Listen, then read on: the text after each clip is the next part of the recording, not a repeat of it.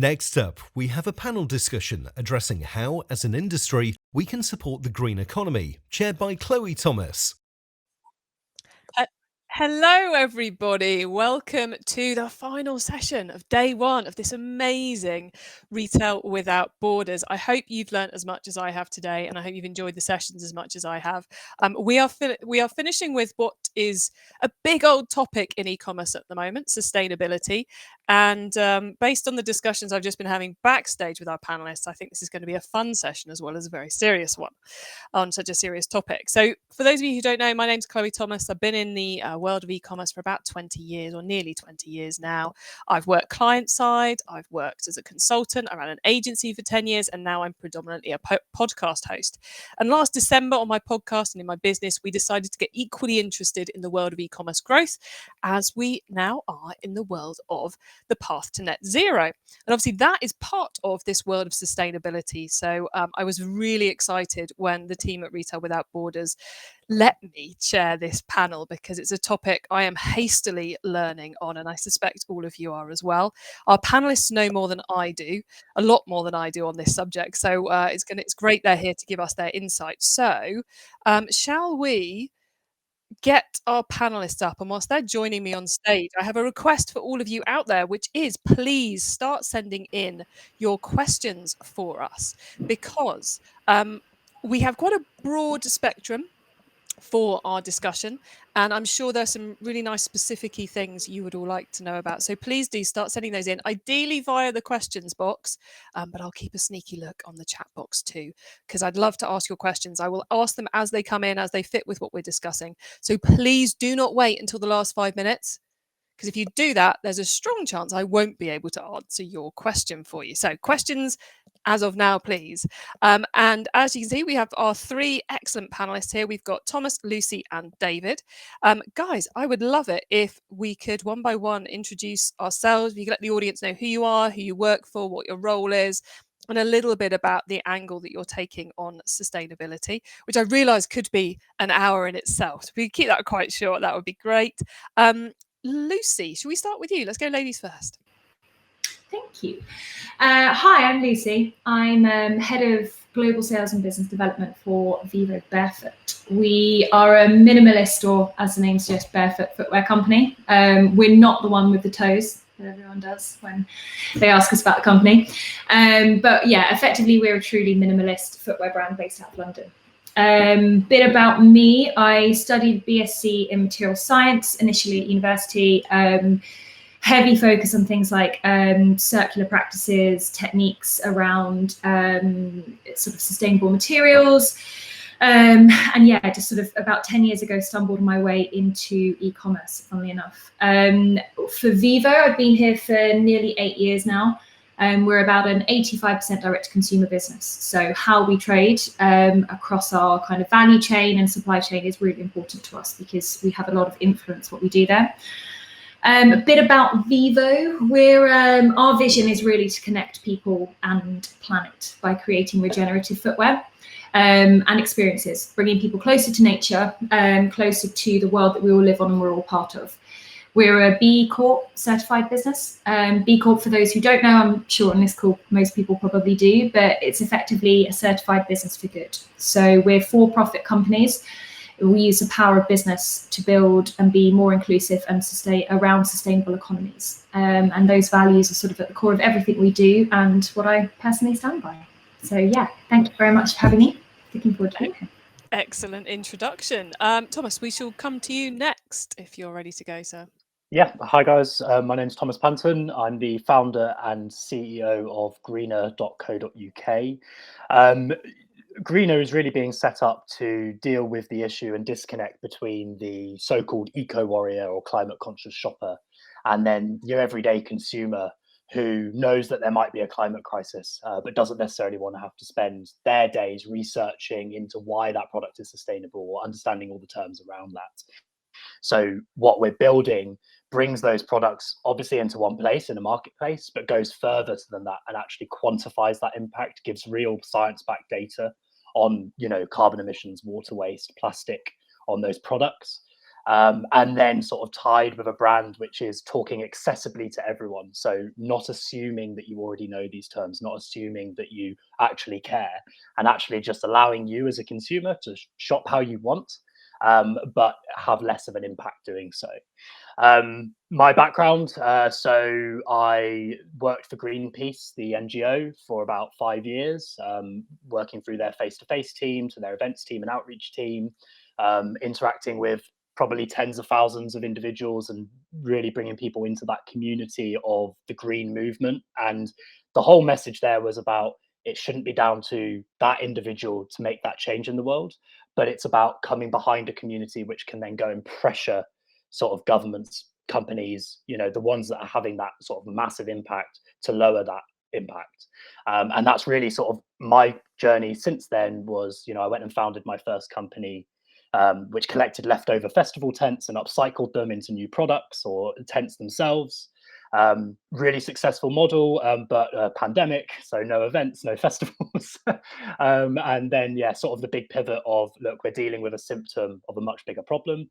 And looking at the fact that people want to buy better, but they don't know how to or trust where to do it. So, and that's where Greener came from, and that's what we're working on now. So really happy to be here. Excellent. Thank you, Thomas. And David, if you could do your intro as well. Absolutely. Thank you very much, Chloe, Lucy, Thomas, great to see you. So I'm the co-founder, co-CEO of Circular. We're an LA-based platform. Circular is really synonymous with the circular economy. To date, just over a year, we're the world's largest sustainable ecosystem. We have well over hundreds of brands on our platform.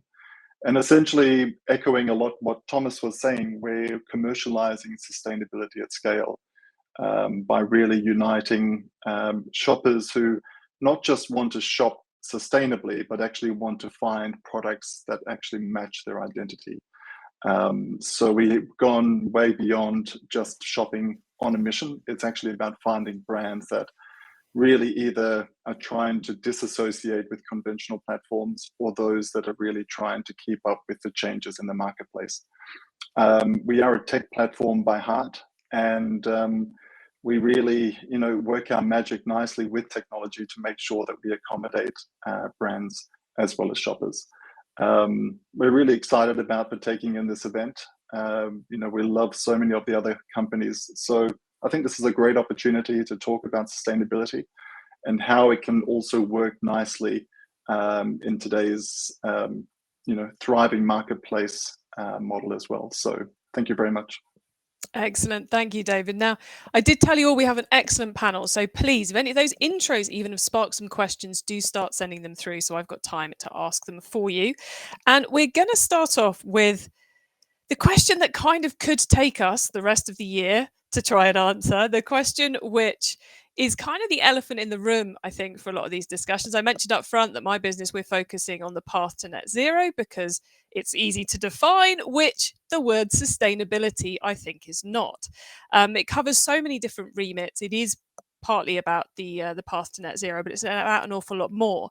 So without ending up spending the whole of our session trying to define it, which is not the most practical thing we can do for everyone out there, what are your definitions of sustainability? What is it for you and your business? And whoever wants to come in first and risk answering this one is more than welcome. Thomas, you were the first to unmute, so it's on your side. I think all of us can probably give very similar and answers which cross over, but I think sustainability is often seen as this synonymous with sort of eco-friendly.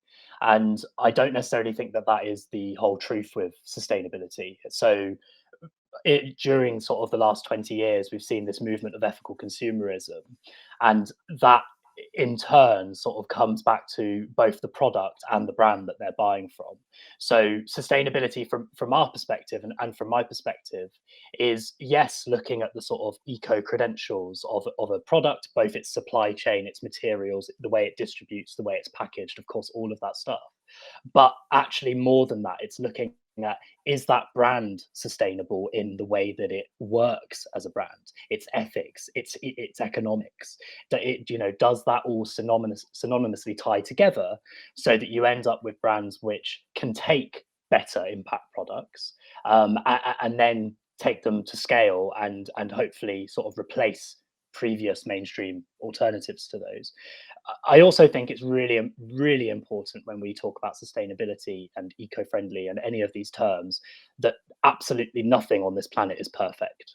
And we have a big sort of a bit of a, I don't know, we get our backs up a little bit when people sort of talk about the best product, because it's not true. Everything has an impact. We quantify that impact. We can see that impact of that product, but it might be better than something else. So it's all about being better, not best, because nothing is, the best thing on the world. Everything can improve, and that all ties into sustainability.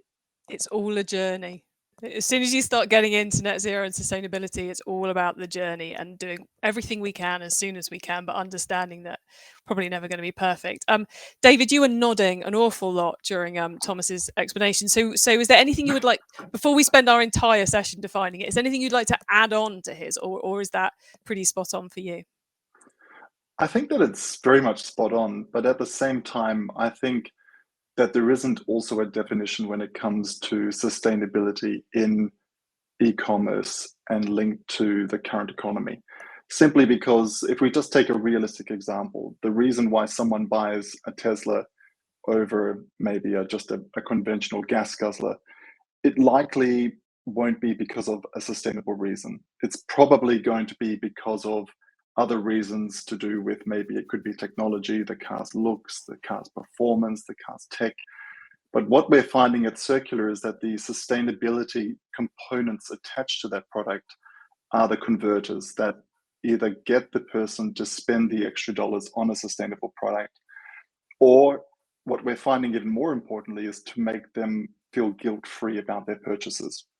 So I don't think people are actually typing into Google fair trade coffee, or sustainably made t-shirts, or ethically made. In fact, I've done some research into this. The search behavior on that is very minimal. But what it is, it's the converter at checkout primarily that is getting people to turn. And so at Circular, we identify as sustainable and circular brands essentially as giving more with less input. And there's so many things that I definitely agree with Thomas and probably everyone here, is that we're not striving for perfection. We're really striving for progress. Progress, it could be replacing a shoelace to maybe a more sustainable opportunity. It could be looking at different manufacturing, different supply chains, different shipping options. And ultimately, we look at Circular as sustainability broken up into animals and wildlife, people and communities, as well as the environment. Because at the same time, everything interlinks with everything else. We don't think that you can have a sustainable product that is manufactured unsustainably. And likewise, you can have a sustainable product manufactured in a sustainable economy that may not be also enforcing its economy to thrive. And so everything needs to work harmoniously together. And that really requires a huge shift to make it really propel. And that's why ultimately we're really positioning Circular with all of our partners to commercialize sustainability at scale, to really move the needle in the right direction, rather than coming out as political activists or as natural activists. Essentially, we're just activists for a better change in the right direction. So I love the fact we've already started provoking debate. We've already got questions flying in, which is excellent. Lucy, unless you've got any massively groundbreaking to add on that, I'm going to tweak us a little bit. Or you do. Excellent. Go. I wouldn't say groundbreaking. I'd just say sort of from Vivo's perspective, I think that we sort of realized, probably like a lot of people a long time ago, that sustainability and the way that, I guess it's, I'll loosely say greenwashed across a lot of platforms, isn't enough. So to be considered sustainable is sustaining the level of damage that we've got, as opposed to future thinking and how that can change. So we refer to it internally as kind of regeneration. So we would refer to ourselves as, I guess, a regeneration. We believe in regeneration as opposed to sustainability. So I guess in short, and how we break that down, we're an evolving regenerative business, and it's one which both interconnects the economic, the environmental, and the social values. So you've kind of got those three pillars.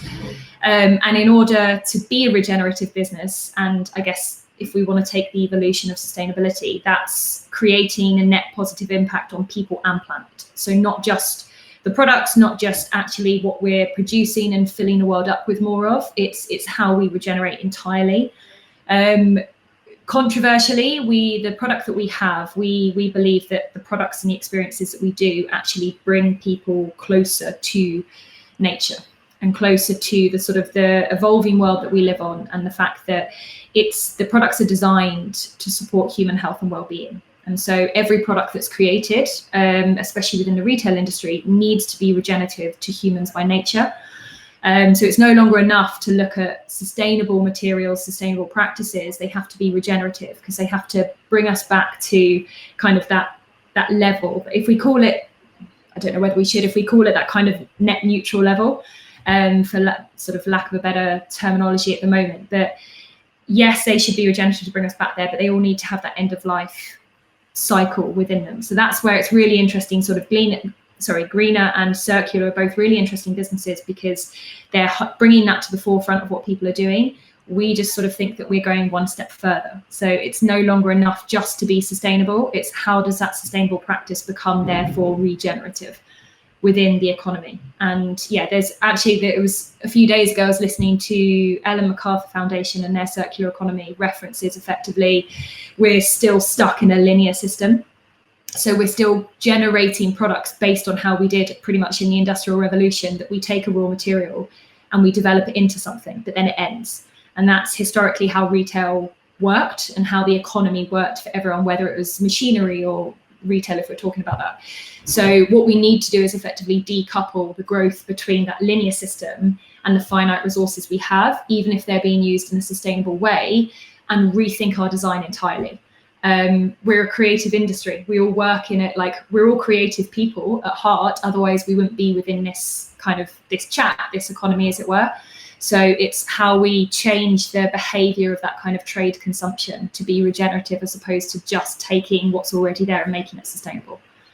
Well, I am very glad you wanted to answer that one, Lucy, because that was we open a can of worms every time. Yeah, I'm gonna kind of like bypass that can of worms a little bit in a second, but what I'd say is, I think for anyone or those of you who are watching, who are maybe in this maelstrom of confusion of how you do this in your business, we're going to come on to some more practical stuff in a couple of moments. But I'd say what I'd take from those three answers is, we've got this this progress over perfection, which is a wonderful phrase that David used. We are all on this journey. We can't all be as good as Vivo Barefoot at this tomorrow. It's taken them time to get here. We can have that as a goal, but we can't get there straight away. So we need to do what we can, and we're going to start running through some of the ways you can do that. I think one of the most interesting things, and it's one of the questions we've actually had from one of the audience, which is, Peng Chao Ma has said, how do you see the role of your business in educating people towards sustainability and purchasing sustainable products? And I think that's very much what Lucy was touching on, and what David's touched on, and Thomas. All three of you touched on this. And it's something which I mull a lot. I think as e-commerce marketers, as people in this industry, we've got a moral responsibility to help consumers make better buying decisions in this world of sustainable, in this world of eco. But we're also in a scenario where money's about to get tight, product costs are about to go up. And as David was alluding to, we've got to do everything else right and then stealth educate them underneath. I think that's what David's point was anyway. So guys, how are you seeing this? Are you seeing sustainability as being your number one message, or is this, something which we should be doing everything else right and then educating the customers as we go? Who wants to jump in on that one? If I may, I can jump in on this one, just from some experience, what we're seeing across the board, and we're completely agnostic across any brand, across any vertical. So what we're seeing at Circular is, and we see so many transactions, we have so many brands across every vertical, and we're seeing that sustainability is such a critical part of their business. And like Lucy really reinforced, innovation lies at the heart of every single one of these businesses. They are research and development companies before even design companies. and the manufacturing process is a byproduct of that mindset. But on the buyer's side, the buyers that are buying these products, they're usually buying them because of different factors. They're usually emotional factors, something that ties them to their life activities, to a price point, to accessibility. And accessibility is the single biggest factor that we're seeing. And so we're trying every single day to close the gap between something that may be either too expensive, too far away, too expensive on shipping, too confusing as to what are the differentiating points about this product. Because ultimately the decision-making process that a consumer has at the checkout point is very small. And so we try to make sure that they feel really good about their purchase by really understanding why they are buying this product. And this is why we dive into such deep analysis in terms of tagging, collection building, storytelling on Circular, so that everything that Lucy was saying about Vivo is expressly, told either through imagery, through brand articulation, through the user experience, so that when they are at checkout, they just feel overwhelmed that they have to buy it. And like I said about the guilt-free component, I won't mention the other platform, but essentially over 40% of consumers shopping on this platform feel terribly guilty. In fact, it's 43%, which is a huge number, feel guilty every time they receive a delivery. And by removing this guilt, by making it a rewarding purchase, we're actually breaking down this cycle that price is the only factor. And so eventually shopping sustainably, shopping that extra little price point becomes the norm. But it all comes down to making it just as sticky and as interesting as it is as buying a conventional product. And so we're just trying to reinvent the wheel, not by educating too much, because people really dislike, we're finding, no one wants to be told, do this, do that, this is better. Ultimately, they just reject that information. Ultimately, they want to just feel the transition almost as though they have just had the blanket just suddenly, pulled beneath them. And so that's the clever art that we can hopefully do, and do all the magic behind the scenes with brands that truly are doing, all the legwork in making this happen. So that's what we're experiencing on Circular, and it seems to be working quite nicely. So it's definitely not the stick, not really even the carrot. It's get everything else right and then help change their mindset as they go through the process. Lucy, is that similar to what you're doing at Vivo? Yeah, I mean, I think we sort of started off our kind of, if we refer to marketplace journey, it was pretty controversial, let's say, internally. We don't think we've got it right. We know we haven't got it right. There's different methods to trade outside of our own D2C platforms. And as sort of I've known sort of loosely and spoken to David for a few years now around Circular and Vivo potentially being present on there, which sort of we're the ones that have halted that, so I apologise. But yeah, I think for us it's back to, first part is back to what David said around information and control. So there's a big part for us around, if we can offer the kind of simplistic education, the right amount of control over where products are listed, we're consistently bringing people back to that same journey of the kind of regenerative conversion on our own site. So using platforms like Circular, where we can possibly be surrounded by like-for-like brands, but having the control over being able to convert people back to our own site from an education perspective, is where we can then offer that kind of secondary sales, let's say, pitch to people, because they can purchase a product elsewhere, but we want them to come back and we want them to understand why we're doing what we're doing. So I think for us, the biggest part is bringing people back to our own brand and being able to kind of talk to them in the way that we do, that only, I guess, to a degree, we want to control over. So that's kind of one part of it. And then I guess the second issue is just around how we keep that consistent. And that's the challenge, is can we portray our regeneration or sustainability messaging elsewhere? Yes. And there are platforms which are delightfully cropping up like Circular where we can do that. But we also need to be kind of patient of this mindset change. So there's I think rightly or wrongly, the impact of COVID has had a real complete change on people's consumer habits. Whether that's now buying local, buying seasonal, or having a more considered purchase in general over what they're buying, seems to be a kind of trend that's slowly seeping into people's consciousness. And I think that can't be rushed. That just needs to be natural evolution. Which seems to be happening, which is great. So people are moving already away from the mindset and looking into methods where they can consume in a more effective way that aligns more to their moral issues. And if they can do that, hopefully then they'll sort of find the brands that support that and more education around it themselves. Excellent. Another excellent answer. I'm going to tweak the question slightly for you, Thomas, because we've got quite a few questions coming in from the audience. If you've got them, please do send me in more. And I want to make sure we've asked those, as it's the audience we're here to serve. So one of the questions we've had is from Monica Bird, which is, how do the platforms verify that the product certifications and eco-label is authentic and valid? So I figured I'd send this one in your direction. Yeah, no, it's really interesting. I think it really ties into both David and Lucy's points before as well about sort of education on the sustainability of that brand. So every brand will have their own marketplace will have their own vetting process, right? So and then a D2C brand like Vivo will have their own way of determining whether that product is sustainable. Greener's perspective is that when we onboard a brand, we don't want it to be so hard through the vetting process that it puts off smaller brands. But at the same time, we need to do our due diligence to make sure that the consumers that are coming trust that product is sustainable. So we take or regenerative in Vivo's perspective. So we take this perspective of allowing the brand to provide us with information through our vetting process. So whether that's selecting labels that we've predetermined will be active on the site, and then allowing them to upload evidence of why that is throughout their supply chain and life cycle assessment, then we can review that.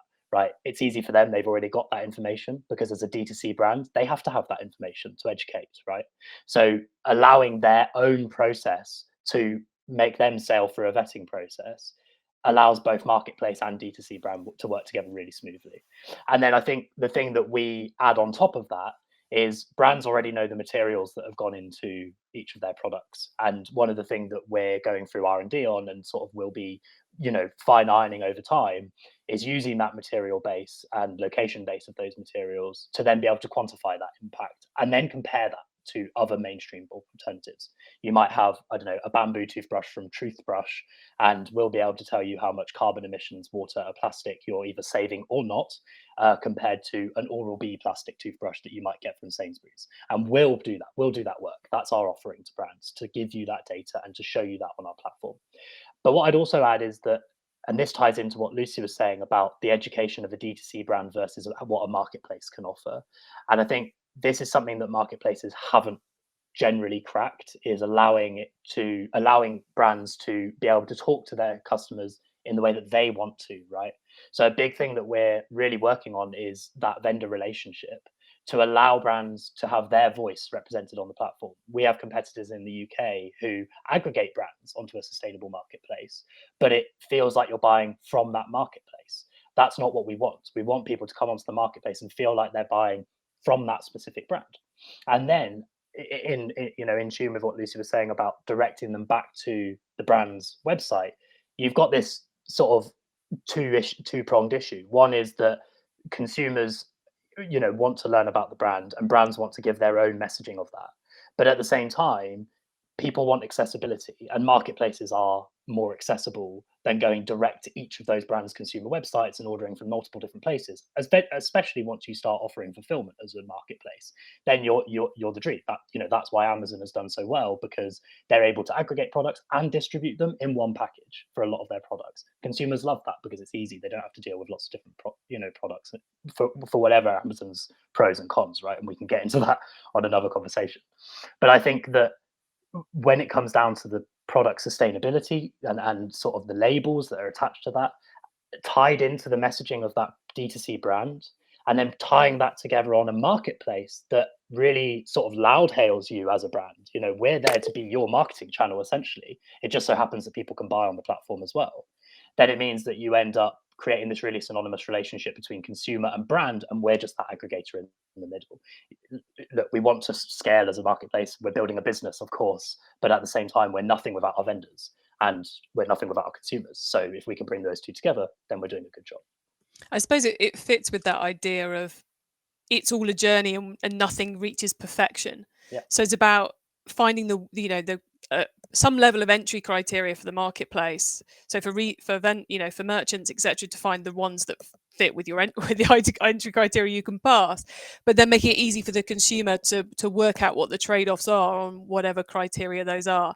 I'm going to skip on to another question because we've got still a couple to get through, which I think, Lucy, I might send this one in your direction, which in the first instance, because Angelos Katsaris, I apologize if I've said that wrong, says, what criteria do customers have when purchasing their goods on environmentally friendly marketplaces? Sustainable ways of production, green packaging, recyclable materials, how about product returns? So Angelos has framed it up as on a marketplace, but I take this more as I'm reinterpreting your question, Angelos, as which criteria are most important to the consumer, and therefore for the brand who hasn't done anything on this route and who wants to, where do they start? Which is why I'm bringing it to you first, Lucy. I think part of the problem is where sort of who hosts and where is the accountability that measures these kinds of accreditations anyway. So there's never been really a central, or there isn't, to my knowledge, a kind of central body that holds manufacturers, suppliers, and brands accountable to the products that they're putting to market. So there isn't anything to say, here's your stamp as a brand to say you're sustainable. That has never kind of existed. B Corp was a sort of a group of brands really sort of high level founded, sort of one of the founders was Patagonia, who we all kind of know and love for everything that they've done, in getting together and saying sort of enough is enough. Brands need to start being accountable for what they're bringing to market, and we want to publicly declare that. So there's an element of we are still a for-profit brand. We're never going to shy away from the fact that consumerism and, we need to keep the lights on. We need to ultimately sell shoes in order to continue the business and continue the work we're doing. There's just very limited accountability as to what brands put in their products or sell on their channels. That's kind of part of the problem. So I don't have an answer in the sense of when customers are actually purchasing, how do they have a checkbox of all of those lists? We've started developing, or I say we, are sort of incredibly talented regeneration and product team have started developing what we've coined our V matrix, which really looks at kind of every single scoring of supplier and tier and material that goes into every single one of our products. So for us, we have a benchmarking score where we say any product below, say, 60% of achieving that is just not going to enter the range. So that's our kind of internal trade-off between being able to generate income from a product versus making sure the product that we're bringing to the market has a base level of the best possible sort of credentials that we can bring. So, but I think fundamentally there isn't a system in place that holds people accountable for this, which is part of the problem. We will consistently do work on packaging, materials, making sure that what we're doing, our returns are kind of, nothing is flown. We have a now fully fledged repair system for footwear. We also have a platform called Revivo where we recirculate our own product back through that platform in order to keep it out of landfill. So we're kind of doing everything that we possibly can, but ultimately sort of the criteria that customers have is, in this atmosphere of we don't really know. We can just educate as best as we possibly can. But I suppose that's a method which even the smallest brand can take on board, is look at what you're doing, see where you think it matches up, even if it's at the moment your rule of thumb. Think of which are the easiest things you could improve upon them, and then talk to your customer about the fact it's improved. And marginal gains. It was sort of coined years ago by the cycling team, but marginal gains is exactly what you need to do to get better every single time. So take all of those small margins and where you can make slight improvements in them, because collectively they all work towards the bigger picture. And David, you're working with a lot of brands and selling to a lot of consumers. So do you find there are key messages which the consumers relate to the most in terms of the sustainability, or is it really about creating a brilliant product and then, as you were saying earlier, kind of the stealth sustainability piece? I guess what I'm trying to say is, for you, if you had a brand come to you, is there one thing you're looking for them to do right? Well, I'm going to speak putting my brand hat on. So prior to launching Circular, literally for 21 years, I was with my wife, a brand owner, creating sustainable brands. So we have owned 4 brands. And part of the reason of launching Circular is that we learned firsthand every single time the obstacles that brands typically face. And it's impossible for a brand to appeal to every customer need because customers typically shop based on either a need, which is usually a grocery item. And when it comes to apparel or something that is considered a luxury item, it's usually based on some type of emotion or some type of emotive drive compelling them to buy something. And the sustainable aspects that are most important, I don't think can be predetermined. I think it's really looking at different aspects. It could be someone who's passionate about the wildlife, animals, preserving, the integrity of nature. It could be making sure that it's, of plant origin rather than of animal origin. It could be something where they are hell bent on making sure that, shipping is done sustainably because, getting the product to your doorstep is just as important as what goes into making the product. And so what Circular has done is we touch the product at every part of its life cycle. And so we can integrate, just going back to what Thomas was saying, we have closed the loop completely from an inventory management perspective using blockchain. So companies can track and trace every interaction of their product at far lower costs than what every conventional shipper can do. They can use their own fulfillment. They can use FBC zero, so fulfillment by Circular, zero impact. And using the same integration, we make it now possible for them to, incorporate end-of-life solutions, all again with zero minimums and with a single integration that allows them to offer then resale. So again, it comes back to a circular marketplace or Greener or any other platform that comes to life, essentially not trying to compete and match the requirements that are put onto a brand. They're very, very different. Our job here is to make the infrastructure work so that for a brand, they're in a position to shine and thrive and become profitable. And like Lucy said, the more profitable Vivo is, the more they will reinvest in R&D, the more talent they will hire to continually invest in not only better research and demand, but also better supply chains, better marketing to grow their overall ecosystem. I'm of the mindset that companies do whatever customers demand. And so the responsibility actually falls on consumers. The only problem is that there really hasn't been that go-to place for consumers to get the simple access. Companies will do whatever a brand, whatever consumers want. And so as long as you can serve them something that is digestible and readily accessible, they will go for it. And so it's the simple switch that makes the world of difference. Excellent. Thank you very much for that, David. We have time to tackle the one last question we've had in from the audience. This is a super practical one. I'm going to come to all 3 of you, but I need a really short answer because we're coming up. I'm going to get my 5-minute warning any minute now. So Sean Crossley has asked, or has said even, we have initiated planting trees per item sold on some of our ranges. Have other businesses done anything similar or to this or adopted a different avenue? How have your customers reacted to this? This is using, I guess, offsetting and tree planting to encourage purchase, to make customers feel better about their purchase. I want quick, snippy answers on good idea, bad idea. How have you seen it work? Other recommendations? Thomas, I can tell you're eager to jump in on this one. So I'll come to you first, and then Lucy, David, I'll come to you quickly for your points of view too. Yeah, so just quickly, one of the things that I didn't add in my intro is that I study an MSc in climate change and international development. So one of the things we look at is mitigating and adapting to climate change, and then how other places can develop with that, and on a wider, much more political level.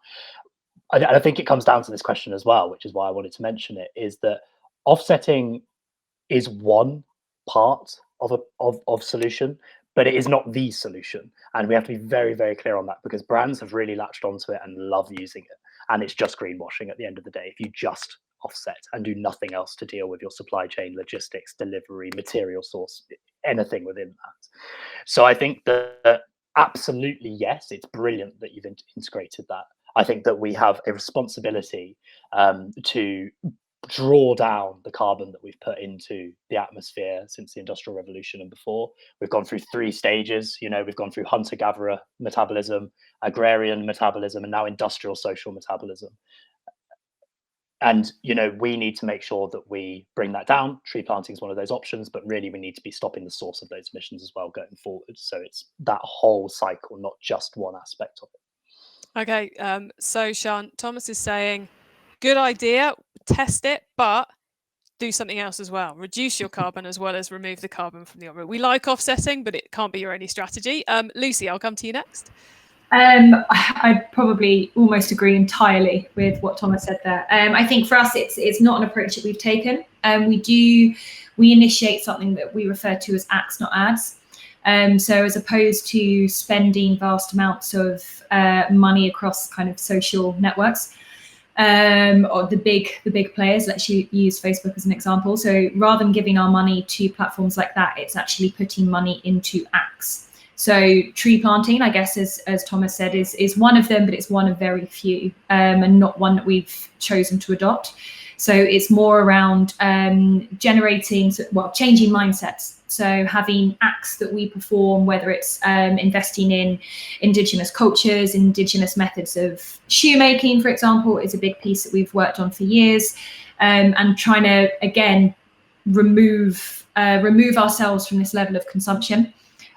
Which is just one part of it, and try and invest into other areas. So we're reinvesting that money back into the business for a change of good, as opposed to allowing, I won't use tree planting as an example because it is one good thing that you can do, but it's just one very limited thing you can do. Whereas the bigger impact is possibly, as Thomas said, addressing things like your supply chain, your deliveries, packaging, anything like that. If you can get that down to start with, then kind of planting trees is just a nice thing to be able to do alongside it, to be honest. Cool, I like that. And David, we've got about 1, possibly 2 minutes for your answer. I'll be super quick.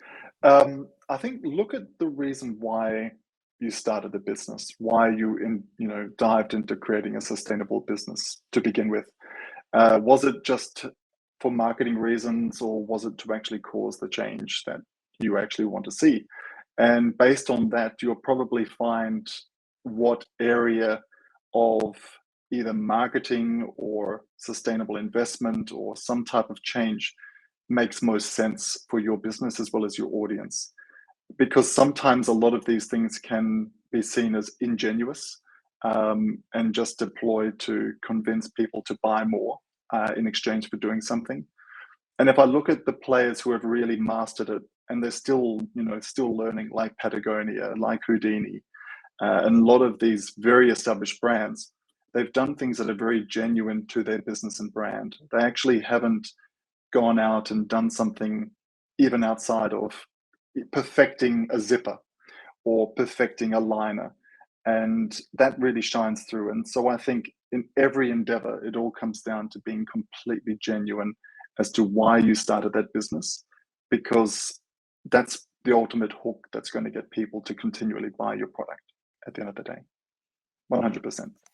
I love it. Cohesive strategies is what we're talking about here. You can't just add a tactic on the top. You've got to make it drip through the whole thing and do that continuous improvement with your business. Well, guys, thank you so much for joining us for this final session of the day. Make sure you come back tomorrow, where Retail Without Borders will be bringing ever more sessions to help you improve your marketplace strategy this year. And tomorrow at 11 o'clock, Thomas will be leading part 2 of this panel, which will be getting deep into circular. I think, David, you're joining him as well, aren't you?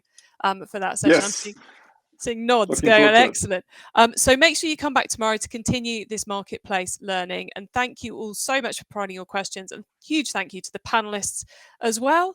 That's it for today at Retail Without Borders. Have a lovely evening, everyone. Bye. Thank you. Goodbye. Thank you, everyone. Thanks, Chloe.